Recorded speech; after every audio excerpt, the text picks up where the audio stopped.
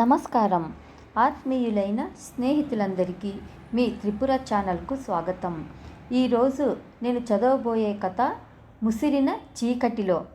రచించిన వారు పాలగిరి విశ్వప్రసాద్ గారు. అపార్ట్మెంట్ పైన నేనుంటున్న పెంట్ హౌస్కు చేరేసరికి రాత్రి 10 అయింది. రూములో లైట్ వెలుగుతూ ఉంది. లోపల గడియ పెట్టనట్లుంది. తోయగానే వాకిళ్ళు తెరుచుకున్నాయి. వాడు గదిలో టీపాయ్ మీద కూర్చున్నాడు. టీపాయ్ మీద లిక్కర్ సరంజామా ఉంది. నన్ను చూడగానే మాట్లాడుతున్న మొబైల్ చెవి నుండి దూరం జరిపి, రా సార్, బ్లూ హెడ్ టెక్కీలా అన్నాడు. టీపాయ్ మీద బోర్ల పెట్టిన మరో గ్లాసును వెలికిలా పెడుతూ. నేను బాత్రూంలో దూరి ఫ్రెష్ అప్ అయి బయటికి వచ్చేసరికి తాగుడు సరంజామా అంత బయట పిట్టగోడ వద్ద అమర్చాడు. నేను చపాతీ పొట్లం తీసుకొని వాడి ఎదురుగా కుర్చీలో కూలబడ్డాను. అదేంది సార్, నేను నీకోసం వెయిట్ చేస్తుంటే దొరకక దొరికింది టెక్కీలా. హెల్త్కు మంచిది. దీనికి పేరెట్లొచ్చిందో తెలుసా? ఇదెక్కడ తయారైందో తెలుసా సార్? సర్లే, దాని చరిత్రెందుకు?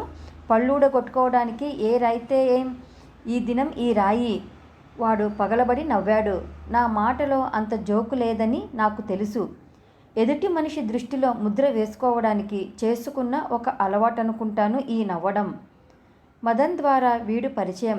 వీడికి డ్రామా ప్రాజెక్టు డైరెక్టర్తో ఏదో పనిబడి మదన్తో కలిసి వచ్చాడు. స్నేహితుడిని కాదనలేని నేను అధికారితో మాట్లాడాను. అప్పుడు వాడికా పని నెరవేరిందట. ఆ సందర్భంలో ఏదో గిఫ్ట్ ఆఫర్ చేస్తే నిర్వర్ధంగా తిరస్కరించాను. ఆ తర్వాత 1-2 సార్లు నా మాట సాయం తీసుకున్నాడు. ఆధారం దొరికితే వేళ్ళూనుకుని అల్లుకుపోయే రకం వీడు. చిన్న ట్రీట్ అని మొదలుపెట్టి నా రూముకు వచ్చి కూర్చునేంత చొరబడ్డాడు. అప్పటి నుండి వాడి వలన వనగూరే పరబ్రహ్మంలో ఇది ఒకటి. వాడిని ఏమీ అనలేని అసక్తత నాలో ఎప్పటికప్పుడు పెంచేది ఇటువంటివే. నేనెప్పుడు చూడని స్కాచ్లు, జిన్లు, వోడ్కాలు నా ముందు పెడుతుంటాడు. వాడు తెచ్చే లిక్కర్ ఏ రోజు 2-3 వేలకు యువతలుండదు. నా ఫోను మోగింది. లిఫ్ట్ చెయ్యగానే నా ఇంటి దీపం భగభగమంది. రూమ్కు చేరుకున్నావా లేదా? తిన్నావా? ఎక్కువగా తాగొద్దు. ఉండేది 100 కిలోమీటర్ల దూరంలో. వారానికి ఒకసారన్నా రాకుంటే ఎట్లా అండి? కూతురు కాన్పుకొచ్చింది. ఇప్పుడైనా 4 రోజులకొకసారి వస్తూ ఉండు. ఈ శనివారం రా. నేను ఆ ఊలతో సరిపెట్టిన. వదినమ్మనా? నువ్వు 4 రోజులకొకసారన్నా పోకుంటే ఎట్లా సార్? నేను మౌనంగా దూరాన సిటీ శివారులో మిణుకుమంటున్న హైవే లైట్ల తోరణాలను చూస్తూ కూర్చున్నాను. నిశ్శబ్దాన్ని విచ్ఛేదం చేస్తూ వాడడిగాడు, మదన్ నీకేమన్నా ఫోన్ చేస్తుంటాడా? లేదన్నాను ముక్తసరిగా. వాడికి 7 లక్షలిచ్చిన ఫోను లిఫ్ట్ చేయడు. ఈ నడుమ నంబరు కూడా మార్చినాడంట. ఊర్లో కూడా కనిపించడం లేదు. కోపం, ఏడుపు కలగలిసి వాడి గొంతు జీరబోయింది. మదన్ చాలామంది దగ్గర 30,000 40,000 తీసుకొని వాళ్ళ స్నేహానికి నీళ్ళొదిలి మొహం చాటేస్తుంటాడని వింటున్నాను. ఒకేసారి 7 లక్షలు ఒకే వ్యక్తి వద్ద. వీడు అబద్ధమాడుతున్నాడేమోనని సంశయపడ్డాను. అంత డబ్బు ఎట్లిచ్చినావు? అదే సంశయం నా స్వరంలో. నీతో చాలా సాహసంగా ఎప్పుడు కలిసి తిరుగుతుంటే నీ బుద్ధే వాడికి ఉంటుందనుకొని ఇచ్చినా. నన్ను హేతువును చేస్తున్న వాడి మాట నాలో అశాంతిని రేపింది, ఆవేశాన్ని పుట్టించింది. నాకు గౌరవం ఇస్తున్నంతసేపు నేను ఎవరితోనైనా స్నేహంగా ఉంటా. వాళ్ళ బుద్ధితో, అలవాట్లతో నేను అంటగాకను. కేవలం స్నేహం. అయినా నా బుద్ధి ఎట్లాంటిదో నువ్వెట్లా అంచనా కడతావు? నా గొంతులో అసహనాన్ని చూసి వాడు నా మోకాలి మీద మెత్తగా తడుతూ, కోపం తెచ్చుకోవాకు సార్. నా మాటలో నీ మీద నింద కనబడిందేమో. నువ్వంటే నాకు గౌరవం. నీ బుద్ధి గొప్పది. వాడి మాటలో మద్యం తడబాటు వినిపిస్తోంది. ఇంకా విషయాన్ని సాగదీయకపోవడమే మేలనిపించింది. ఇక్కడే పండుకుంటావా, ఇంటికి పోతావా? గొంతులో నిమ్మళం తెచ్చుకున్నాను. లేదు, ఇంటికి పోతాను. మాట పూర్తి కాకముందే రింగ్ అవుతున్న ఫోను లిఫ్ట్ చేసి, బయలుదేరిన. చాలా రోజులకు మా సారును కలిసిన. లేట్ అయ్యిందిలే, వస్తున్నా. ఫోను ఆఫ్ చేసి ఇంటికాడి నుండే సార్ అన్నాడు అర్ధోక్తిగా. బాటిల్ తీసుకుపో అంటున్నా వినకుండా షెల్ఫ్లో పెట్టి వచ్చాడు రేపు తీసుకో అంటూ. కారు కీసు తీసుకొని గుడ్ నైట్ చెప్తూ లిఫ్టులో కనుమరుగైపోయాడు. ఎంత నిశ్చయంగా ఉందామనుకున్నా మదన్ ఆలోచనలు ముప్పిరిగొంటున్నాయి. మనుషులతో మాట్లాడడంలో అతను దిట్ట. మదన్ పరిచయమైన కొత్తల్లో అందరి మాదిరి నేను కొంతకాలం ఆ మాటల మాయలో కొట్టుకులాడాను. క్రమంగా అతని బలహీనతలు తేటనవుతూ వచ్చాయి. తొలిగా నేను గ్రహించింది మదన్ నిలకడలేని మనిషని. అతనికి పిల్లనిచ్చిన మామ చూసి పెట్టిన 1-2 ఉద్యోగాలను మున్నలు ముచ్చట చేసుకున్నాడు. అతను స్నేహితులతో డబ్బు అడిగేందుకు నడిపే ముచ్చట్లలో బిజినెస్, మార్కెటింగ్ మాటలు దొర్లేవి. 1-2 సార్లు ఆ బిజినెస్ మాటలు విన్న నాకు అవన్నీ నేల విడిచిన తలపోతలు అనిపించాయి. అతను ఏదైనా వ్యాపారం చేసినట్లు కూడా నాకు కనిపించలేదు. ఆ కాలంలోనే నన్ను కూడా డబ్బు అడిగాడు. బాకీలు ఇచ్చేంత వెసులుబాటు లేదన్నాను. తనలాంటి దగ్గరి స్నేహితులను తప్ప ఎవరినీ అడగలేనని, తనకెవరు డబ్బిచ్చే స్థాయి స్నేహితులు లేరని అన్నాడు. పూచికత్తుపడి ఎవరి వద్దనైనా ఇప్పించమన్నాడు. ఆ సమయంలో నాకు విషదమైన మదన్ రెండవ బలహీనత ఇది, అబద్ధాలాడడం. వలలో వేయగల సామర్థ్యమున్నది మదనికే. పరాకు స్వభావమున్న నాకు స్నేహితులుగా మిగిలింది వేళ్ల మీద లెక్కకే. అతనికి లోకమంతా స్నేహితులే. అప్పటికే అతను వీలైనంత మంది వద్ద అందిన కాడికి బాకీలు చేశాడనే లోకోక్తి. అది నా చెవికి సోకడంతో పూచికత్తు పడే తెగువ చెయ్యలేదప్పట్లో. మదన్ ఆలోచనలు తెంచి అర్ధరాత్రికి మంచం మీద ఒరిగిన అందరి వద్ద చేసిన బాకీల డబ్బంతా ఏం చేసినాడో? డబ్బంతా వెనకేసుకున్నాడా? అవే ఆలోచనలతోనే ఎప్పటికో నిద్రలోకి జారుకున్నా. 2 వారాల తరువాత ఆఫీసులో కూర్చొని ఫోన్లో మాట్లాడుతుండగా వాడు ప్రత్యక్షమయ్యాడు. రెండవుతున్నా ఆఫీసులో కూర్చొని మీ విలేకరులందరికీ ఫోన్లు చేస్తున్నావు. డెడికేషన్, ఆనెస్టీ తప్పనే తప్పవు. అందుకే సార్ నువ్వంటే గౌరవం. డ్యూటీ మీ మొదటి భార్య. కనబడినప్పుడల్లా నేనంటే గౌరవం అనొద్దు, పనిగట్టుకొని అగౌరవపరుస్తున్నావని డౌటొస్తోంది. వాడు ఎప్పటి మాదిరి బిగ్గరగా నవ్వాడు. మదన్ ఇంటికి పోయి బాకీ విషయం అతని భార్యను అడుగుదామనుకుంటున్నాను. నీ సలహా చెప్పు. అతను ఈ ఊర్లో ఉండడం లేదన్నావుగా? నా మొహంలో ప్రశ్నార్థకం. అతను ఉండడం లేదు, పెళ్ళాం పిల్లోళ్ళు ఉన్నారు. అతను ఎప్పుడొస్తాడో ఎప్పుడు పోతాడో, అసలొస్తున్నాడో లేదో. అదేమిటి? విస్మయపడ్డాను. ఈ ఊరంతా బాకీలే. అతని మాటలకు బోల్తా పడిన వాడు లేడు. కాకపోతే అతని వలలో పడిన చేపల్లో నేనే పెద్ద చేపను. అతను తెలివిగా స్నేహితుడనే గౌరవమిచ్చే మర్యాదస్తుల వద్దే బాకీలు చేసినాడు. వడ్డీలకు ఇచ్చేవాళ్ల వద్ద చేసుంటే ఈ పాటికి అతని ఇంటి మీద పడి మానం మర్యాద తీసుండేవాళ్ళు. మర్యాదస్తులు అయినందాన నీళ్ళొదులుకున్నారు. అందరి మాదిరి 40,000 50,000 అయితే నేను నెత్తిన ఒకటి పీకి తూర్పుగాలికి విడిచిపెట్టేవాణ్ణి. ఇప్పుడు ఈ ఊరు కంప్లీట్ చేసి ఇంకో ఊరు చూసుకున్నాడు. చిక్కడు దొరకడు అయినాడు. మరి భార్యా పిల్లలను ఇక్కడ విడిచిపెడితే వీళ్ల గతి? నా మాటలో దిగులు. వాడు చేతులు పైకి చూపి నమస్కారం పెట్టి అభినయించాడు. ఆ పైవాడికే తెలియాలి అన్నట్లు. నేను మౌనంలోకి జారిపోయాను, అతని భార్యా పిల్లలను తలుచుకుంటూ. ఒకసారి ఇంటికి పోయి ఆమెను డబ్బు అడుగుదామని నీ సలహా కోసం వచ్చిన వాడు మళ్ళీ గుర్తు చేశాడు. అతను చేసిన బాకీకి ఇంటికి పోయి ఆమెను అడగడం బాగుండదేమో. నాలో పుట్టిన సందిగ్ధం మాటల్లోకొచ్చింది. ఇప్పటిదాకా నీకు చెప్పలేదు సార్. అతనికి 4 లక్షలు ఇచ్చాక కొన్ని రోజులకి మళ్ళీ ఏవో కథలు చెప్పి డబ్బు కావాలన్నాడు. నేను ఇవ్వకపోయేసరికి అతని భార్యతో ఫోన్ చేయించి అడిగించినాడు. మాట్లాడదామని నేను ఇంటికే పోయినా అప్పుడే ఇంకో ఫ్రెండ్ ఎవరో వస్తే అతనితో లోకాభిరామైన మాట్లాడుతూ కూర్చున్నాడు.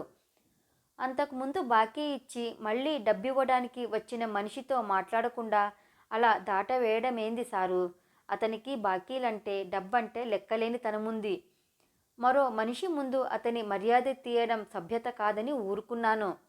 బాధను కోపాన్ని అణచుకోవడానికి 1 నిమిషం ఆపాడు. మరి ఇంకో 3 లక్షలు ఇవ్వకుండా ఉండాల్సింది కదా? నా స్వరంలో సానుభూతి. ఆమె నమ్మబలికితే ఆమె మొహం చూసి ఇంకో 3 లక్షలు ఇచ్చినాను. ఇప్పుడు చెప్పు, ఆమెనడిగే హక్కు ఉందా లేదా? వాడు కడాఖండిగా అడిగాడు. ఉందన్నట్లు నాకు తెలియకుండానే నా తల ఊగింది. సరే, ఆమెను అవమానకరంగా మాట్లాడకుండా పరిధి దాటకుండా అడుగు అన్నాను వెంటనే. వాడు పెళ్ళాం దగ్గర దొంగ ఏడుపులు ఏడ్చి ఆమెతో డబ్బులు అడిగించినాడు సార్.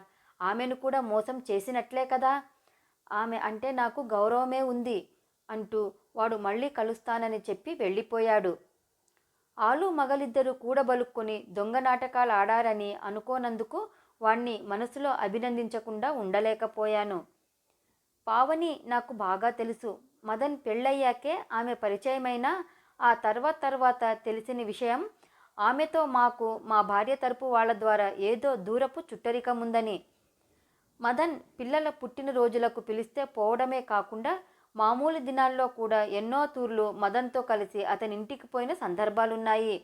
1-2 తూర్లు ఆమె చేతి భోజనం, అనేక తూర్లు ఆమె చేతి కాఫీ తాగిన సమయాలున్నాయి. ఆదరణగా వరుస కలుపుకొని చిన్నాయనా అని పిలిచేది. కలుపుగోలు మనిషి.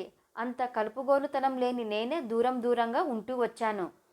మదన్కు ఉద్యోగాలు పోయినప్పుడు, అతను ఏవో వ్యాపారాలు నడుపుతున్నానని బలాదూర్ తిరుగుతున్నప్పుడు అతనికి చేదోడు వాదోడైన భార్యగా అనిపించింది. ఇంట్లో అల్లికలు, కుట్టు మిషన్ కుట్టుకుంటూ సంపాదించేది. ఆమె భార్యగా దొరకడం మదన్ అదృష్టం అనిపించేది.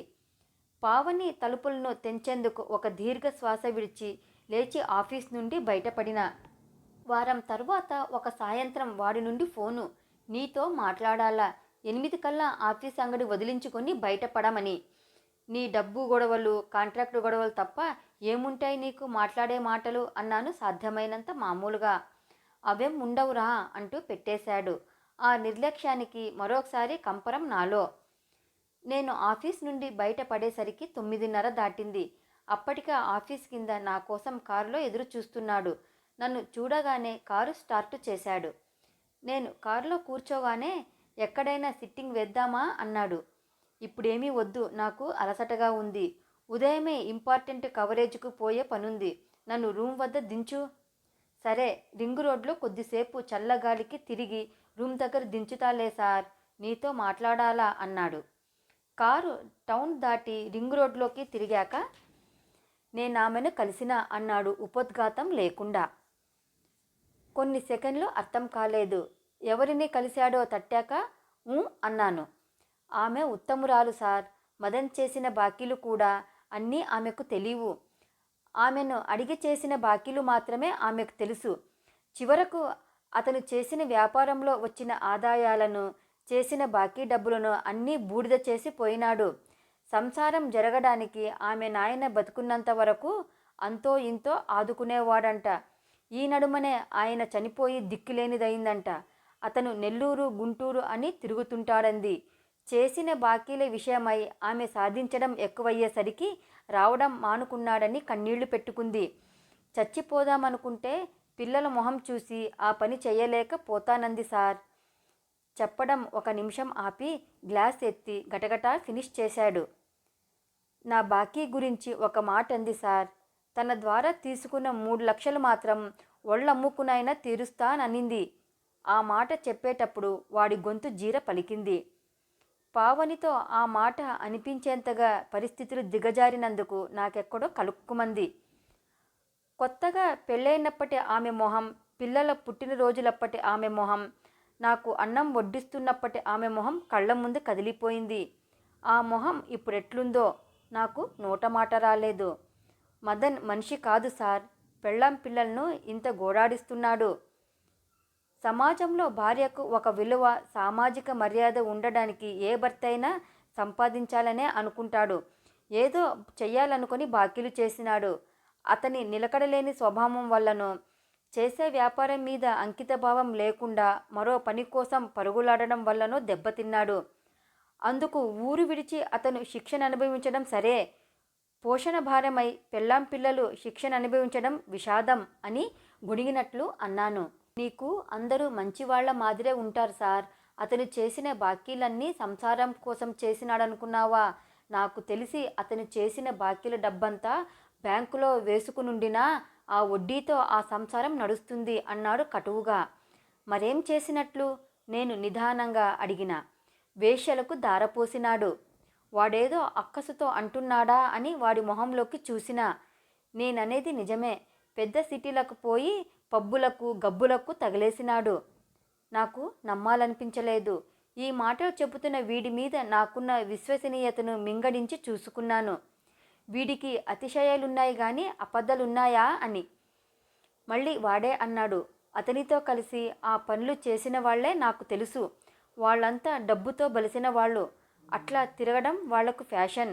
వీడు మిడిల్ క్లాసు, బాకీలు చేసి వాళ్లతో సమంగా తిరిగినాడు.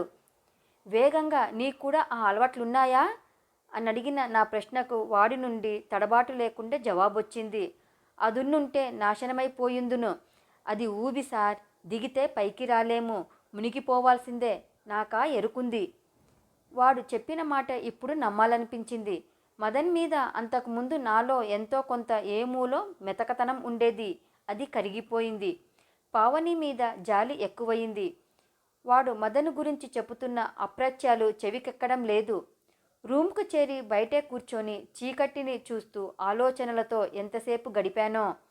క్రమంగా సిటీలో లైట్లన్నీ ఆరిపోయి చీకటి ముసురుకుంటోంది. తరువాత 6 నెలలు వాడు కనిపించలేదు. ఒకరోజు నేను ఫోను చేసి మాట్లాడాలా రమ్మన్నాను. యథాప్రకారం రాత్రికి రూమ్కు వచ్చాడు. పావని కనిపించింది అన్నాను. ఏ పావని అని వాడు అడిగి ఉంటే వాణ్ణి సందేహపడేవాణ్ణి. పావనితో నీకు పరిచయం ఉందా? నిన్ను నాకు పరిచయం చేసిందే మదన్, గుర్తులేదా అన్నాను. ఊ అన్నాడు. సీసాలోది గ్లాసులోకి వంపుతూ ఏమనింది? అంతా చెప్పింది. తాపిగా కుర్చీలో జారగిలబడి కూర్చున్నాను. వాడు టక్కున అన్నాడు, అంతా చెప్పిందా? నీతో ఆమెకు అంత సన్నిహితం ఉందా? ఇంటిమసి ఉండడం ఒక్కదాని వల్లనే కాదు, ఆమెలో ఉన్న సిన్సియారిటీ వల్ల కూడా చెప్పింది. వాడు తల వంచుకున్నాడు. నన్ను దుర్మార్గుడనుకుంటున్నావా సార్? అనుకోవడానికి నేనెవరిని? నీ జీవితాన్ని గాని, పావని జీవితాన్ని గాని, చివరకు మదన్ జీవితాన్ని గాని జడ్జి చేయడానికి నేనెవరిని? సమాజం నిర్ణయించిన విలువలు పోయి ఎవరికి వారు సొంతంగా విలువలను నిర్ణయించుకునే కాలంలో ఉన్నాము. వాడందించిన గ్లాసు తీసుకొని దూరంగా చీకట్లోని కొండల వైపు చూస్తూ కూర్చున్నాను. నిదానంగా ఎక్కడో చూస్తూ అన్నాను, పావనిని నలుగురి నోళ్లలో పడేటట్లు చెయ్యొద్దు. పావని వ్యక్తిత్వం ఉన్న మనిషి. నీ సంసారం చెడిపోకుండా చూసుకో. ఆలోచించకుండానే వాడన్నాడు నిశ్చలంగా. ఇటువంటి విషయంలో సంసారం చెడిపోతుందంటే ఆ రెండవ మనిషి వల్లే. నువ్వే అన్నావు కదా సార్, ఆమెది మంచి వ్యక్తిత్వమని. ఆమె నా సంసారాన్ని చెడగొట్టదు. నేనేం మాట్లాడలేదు. పావని మీద వీడికి చులకన భావం లేనందుకు సంతోషపడ్డాను. వాడే తిరిగి అన్నాడు, కిందటిసారి ఆఫీసులో కలిసినప్పుడు ఏదైనా గవర్నమెంట్ సబ్సిడీ స్కీమ్స్ ఉన్నాయేమో కనుక్కుంటానన్నావు. కనుక్కోండి సార్, మ్యాచింగ్ గ్రాంట్ నేను పెడతా, ఆమెకు షాపు పెట్టిద్దాం. కొంత మౌనం తర్వాత తిరిగి అడిగాడు, ఆమెమన్నా నన్ను దుర్మార్గుడు అనుకునుందా? అవకాశాన్ని వాడుకుంటున్నాననే అభిప్రాయం ఉందా ఆమెకు? వాడి మీదున్న వెగటు భావం తగ్గుముఖం పడుతోంది క్రమంగా. ఊహు అన్నాను. నా ఊహు సమాధానం వాడిని తృప్తిపరిచిందో లేదో నేను వాడి మొహంలోకి చూడలేదు. పావనిని కలిసినప్పుడు అన్నమాటే నన్ను తీవ్రంగా మెలిపెడుతోంది. ఆమె మదన్ను దుర్మార్గుడనలేదు, వీడిని దుర్మార్గుడనలేదు. అన్నీ తెలిసి పరామర్శకు పోని నన్ను ఏమీ అనలేదు. ఆమె అన్నమాట, జీవితం దుర్మార్గమైనది చిన్నాయన. దాని దాటికి మనం నిర్మించుకున్న విలువలు గాలికి కొట్టుకుపోతాయి. కథ సమాప్తమైందండి. లైక్ చేయండి, షేర్ చేయండి, సబ్స్క్రైబ్ చేయండి. మీ అమూల్యమైన అభిప్రాయాలను కమెంట్ సెక్షన్లో తెలపండి. ప్రేమతో మీ త్రిపుర.